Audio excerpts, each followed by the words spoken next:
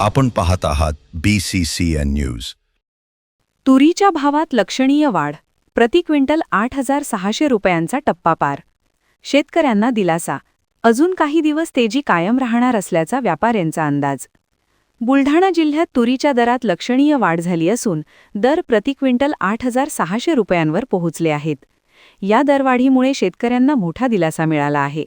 सध्या सुरू असलेली भावातील तेजी आणखी काही दिवस टिकण्याची शक्यता व्यापाऱ्यांनी व्यक्त केली आहे.